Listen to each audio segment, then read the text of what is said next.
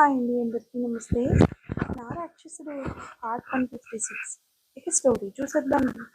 Baby, నీ నుంచి నేను ఇంత కోఆపరేట్ అస్సలు ఎక్స్పెక్ట్ చేయలేదని. కానీ రమ్య గిల్లిన గిల్లుడికి గౌమని కేక పెడతాడు రాహుల్. ఈ ఎక్సిక్లే వద్దు, ప్రెగ్నెంట్ అయ్యేదాకా ఈ ఎనర్జీ మెయింటైన్ చేయి. ట్విన్స్ ఏంటి, ట్రిబుల్స్ కూడా వస్తారు అని అంటుంది కన్ను గీటుతూ. రాహుల్ తల కొట్టుకుని, మీ అన్నా చెల్లెలకి ఈ ట్విన్స్ కోలేంటే అని అంటాడు ఏడుపు మొహంతో. అతని ఫేస్ ఎక్స్ప్రెషన్స్ చూసి గట్టిగా నవ్వేస్తుంది. ఆమె నవ్వును చూసి ఉడుక్కుంటూ, నీ పని చెప్తాను ఉండవే అని స్మూత్నెస్లో హార్డ్నెస్ని జోడించి ప్రేమగా దగ్గరికి తీసుకుంటూ మళ్ళీ అల్లరి స్టార్ట్ చేస్తాడు రాహుల్. ఆమె ఎత్తు పళ్ళకి చేరుకున్న ఆమె చేతిని పట్టుకుని ఆపి, ఓయ్ ఏంటి మళ్ళీ అని అంటుంది.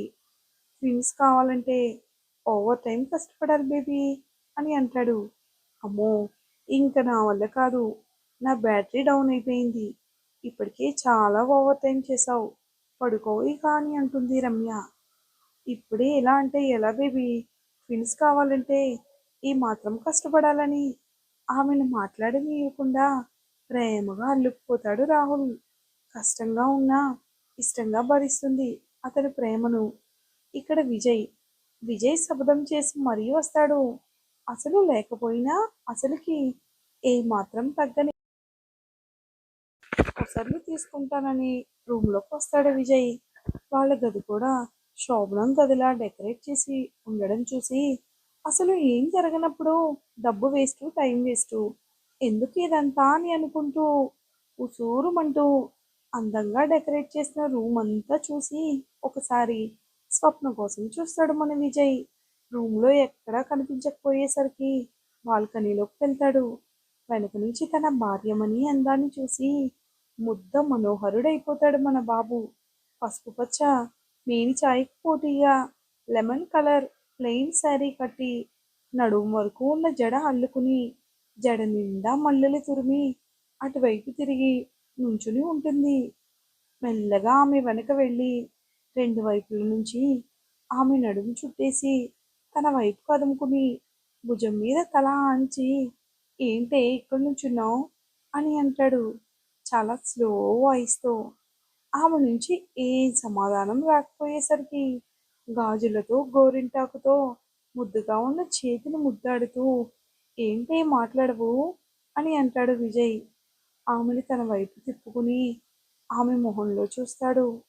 డల్గా వాడిపోయిన పువ్వులా ఉన్న ఆమె మొహాన్ని చూసి ఆమె బాధపడుతుందని స్వప్నని ఆ మూడ్ నుంచి బయటకు తీసుకురావడానికి, ఏంటే మనకు ఫస్ట్ నైట్ లేదని డల్ అయిపోయావా అని అంటాడు.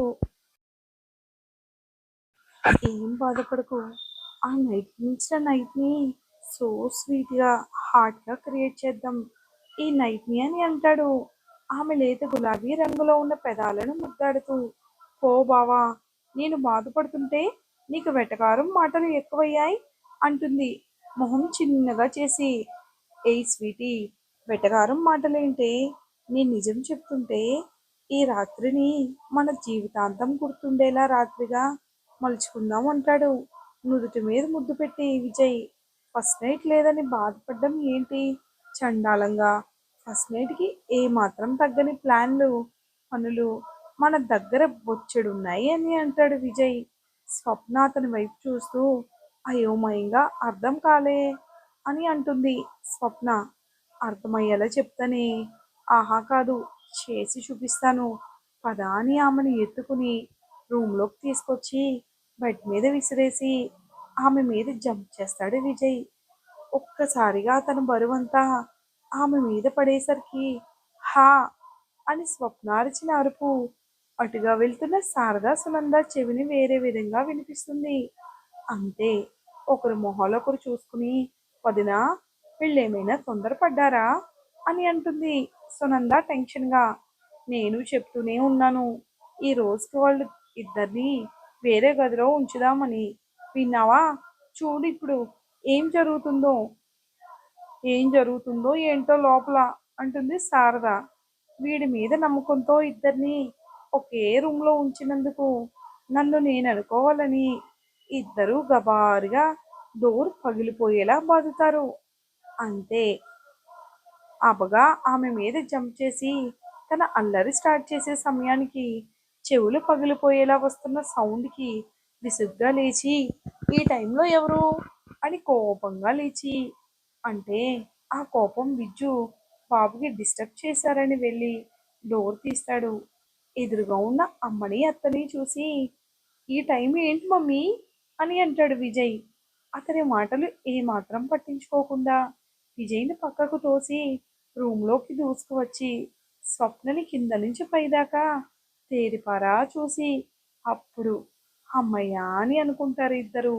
స్వప్న కూడా వాళ్ళిద్దరూ ఈ టైంలో ఎందుకు వచ్చారు అని అయోమయంగా లేచి నుంచుని వాళ్ళ వైపే చూస్తుంది స్వప్న. ఎందుకు వచ్చారని అడుగుతున్నా కూడా సమాధానం చెప్పని వాళ్ళ వైపు అసహనంగా చూస్తూ, మమ్మీ ఎందుకు వచ్చారు మమ్మీ అంటే చెప్పరేంటి అంటాడు కొంచెం గట్టిగా విజయ్.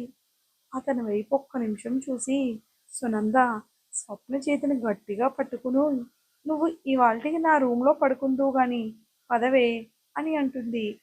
అంతే, దెబ్బకి విజయ్కి ఎదురుపడి, వాట్, ఎందుకు అది నీ రూంలో పడుకోవడం అని, ఎక్కడ తన మమ్మీ తన భార్యని తీసుకుని వెళ్తుందో అని ఒక ఉదుటున స్వప్నని తన వైపుకు లాక్కుని అతని వెనుక దాచేస్తాడు విజయ్. అతను చేసిన పనికి సునందాకి శారదాకి అస్సలు నవ్వాగలేదు. నవ్వితే మళ్ళీ సీన్ ఎక్కడ రివర్స్ అవుతుందో అని. సునంద కోపం నటిస్తూ, అదంతే, ఇవాల్టికది నా రూంలో పడుకుంటుందిలే పద అని అంటుంది. అదే ఎందుకు మమ్మీ అంటాడు ఏడుపు మొహంతో. అసలే అన్నకి బావకి ఏవేవో శబదాలు చేసి వచ్చాడు. ఆ శబదాలు ఆ పదాలన్నీ కొలాప్స్ అయితే ఎలా? మరి విజయ్ దేవర్మకి మాట వచ్చేదు. అతని బాధ అర్థమవుతున్నా సరే ఏం చేయలేని పరిస్థితిలో బాధపడుతూ, ఇదంతా తన వల్లే తన భర్త బాధపడుతున్నాడని మనసులో తనని తాను తిట్టుకుంటుంది స్వప్న. అంతా తన జాతకం వల్లే ఇలా జరుగుతుందని హా అని రాగం తీస్తూ, నీ వాలకం నీ ఆరాటం చూస్తుంటే మాకు నీ మీద నమ్మకం లేదల్లుడు. ఈ రింగ్ను చూసి మా అమ్మాయిని చూసి నీలో ఫస్ట్ నైట్ ఎఫెక్ట్ చాలా ఉంది అనిపిస్తుంది అంటుంది అత్తమ్మ. ఏదైనా తొందరపడితే అమ్మో ఎలా, అసలే జాతకం ప్రకారం 3 నెలల దాకా ముహూర్తాలు బాగా లేవు. ఈ ఆత్రం చూస్తే ఆగేలా లేవు. అందుకే ఇవాల్టికి మా అమ్మాయిని మాతో ఉంచుకుంటాంలే అంటుంది అత్తమ్మ. విజయ్ మొహాన్ని చూసి వస్తున్న నవ్వుని పెదాల్లో దాస్తూ, అత్త నీకు దండం పెడతాను, కొంచెంసేపు సైలెంట్గా ఉండు. మా అమ్మకు లేని డౌట్లు రప్పించేలా ఉన్నావు నువ్వు. ఇక్కడ మీరు అనుకున్నట్టు ఏమీ జరగడం లేదు. ఏదో అలా పైపైన ముద్దు ముచ్చట్లు అంతే. మీరు అనుకున్నట్లు ఏం జరగదు ఒట్టు అని అంటాడు విజయ్. అలా పైపైన చేసి ఆగే రకమా అల్లుడు నువ్వు? నీ ప్రేమకి నీ దూకుడికి అమాయకమైన నోరు లేని మా అమ్మాయి ఎదురు చెప్పలేదు. అందుకే ఎందుకొచ్చిన గొడవ చెప్పు. వదిన, స్వప్నం తీసుకుని వెళ్దాం పదా అని అంటుంది విజయ్ని ఏడిపించాలని. అన్న ఇదితో వాళ్ళత్తమ్మ, అత్త ఏంటి నువ్వు ఈ రోజు నా మీద ఇంత కక్ష కట్టావు? నాకు పూర్తిగా రివర్స్లో మాట్లాడి శత్రువులా బిహేవ్ చేస్తున్నావు అత్త నువ్వు అని అనగా, అత్త చెప్పిందని కాదులే, నీ మీద నాకు డౌట్గానే ఉందిరా. అందుకే నీ స్వప్న చేపట్టుకుని తన వైపుకు లాక్కుని పదవే అని లాక్కెళ్తుంది. మీకు ఎలా అనిపిస్తుందండి స్టోరీ? బోర్గా ఉందా లేదా ఇంకా ఇంట్రెస్ట్గా ఉందా అని నాకు కొంచెం కామెంట్ చేయండి. స్టోరీ కనుక నచ్చినట్లయితే మరింత సపోర్ట్ ఇవ్వండి. Thanks for watching.